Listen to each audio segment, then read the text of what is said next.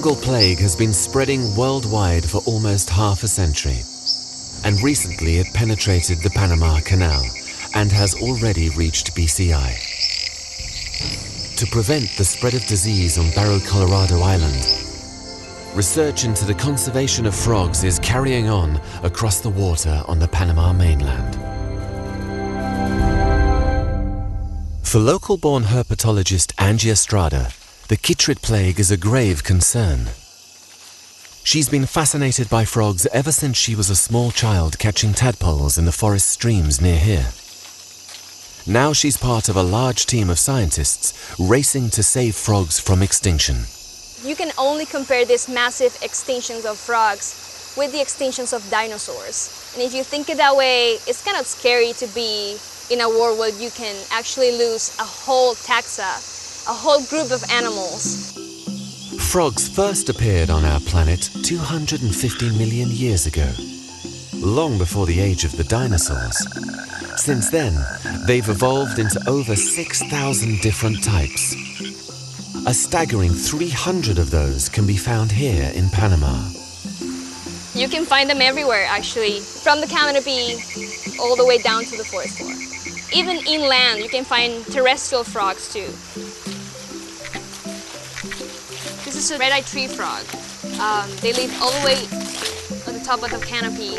They're nocturnal tree frogs. So we also got some yellow hylids. They're smaller tree frogs, but they're also tree frogs. They're tiny and pretty.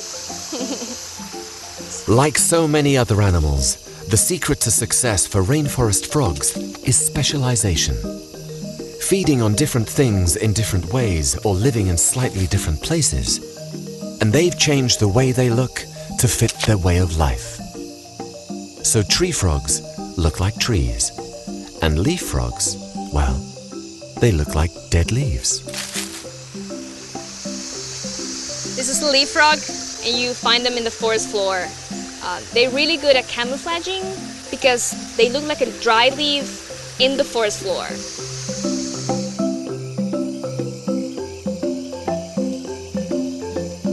And some frogs look, well, just a bit odd.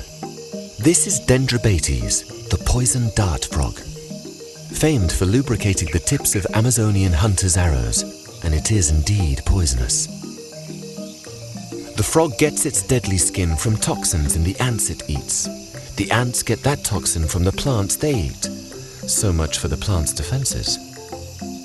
It's a reminder of the intricate web of rainforest life and the often bizarre and surprising connections between the life that thrives here. Connections which make the possibility of losing some species of Panama's frogs all the more distressing. If frogs were to disappear from Panama, one of the first animals to feel the consequences could be these: frog-eating bats. To study them, Batwoman Patricia Jones has spent nearly every night of the last year deep in the jungle. She's trying to find out whether frog-eating bats could learn to hunt something else if the frogs they depend on died out. These bats are particularly plentiful here in this part of Panama, we believe because of the abundance of frogs that's here. So having something happen to the frog species could be very detrimental to the bats. First, she needs to catch them. And that means stringing up ultra-fine mist nets around the bat's favored hunting grounds.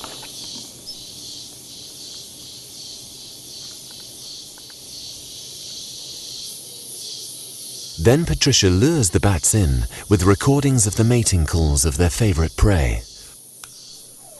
It's a myth that bats are blind, so to prevent them seeing and avoiding nets, the lights are turned out. Infrared-sensitive night vision cameras now capture the action. Success. Well, almost. Most bats that strike the nets wriggle themselves free.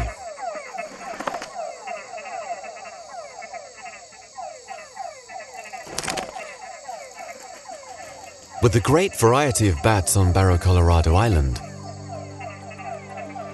it's hit and miss whether Patricia can find her frog-eating species. So this is Artibius jamaicensis is the species. It's called the Jamaican fruit-eating bat is its common name. This is a juvenile.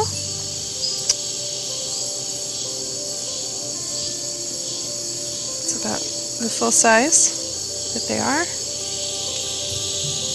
Handsome guy. For the last 15 years, Patricia and her colleagues have been cataloguing bats caught around BCI.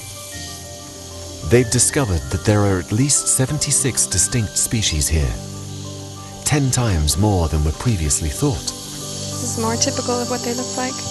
That juvenile is kind of fluffy. Usually they're not quite so fluffy. In addition to their vision, bats use a sophisticated form of sonar to help them find their way around at night, known as echolocation. They send out high-pitched sounds and listen in to the echoes that return. It allows each species to home in on their preferred food: fruit, insects, frogs, even fish breaking the surface of the Panama Canal.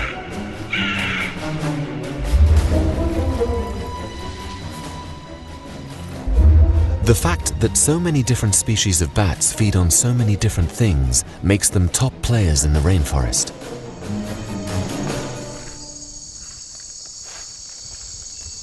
And finally, the frog eater she's been waiting for. To find out whether frog-eating bats can learn to hunt new prey, Patricia takes them back to the mainland and her specially designed flight cage. Here she'll play them a very distinctive frog call.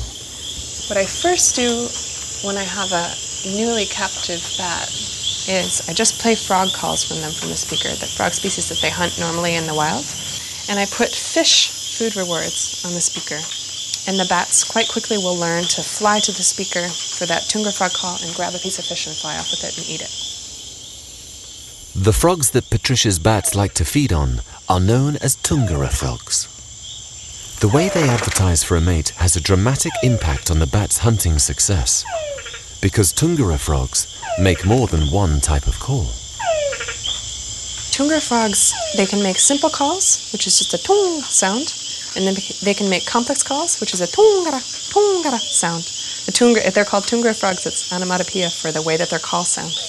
The female frogs prefer the complex calls, but we also know that the bats also prefer the complex calls that the frogs are making to the simple calls.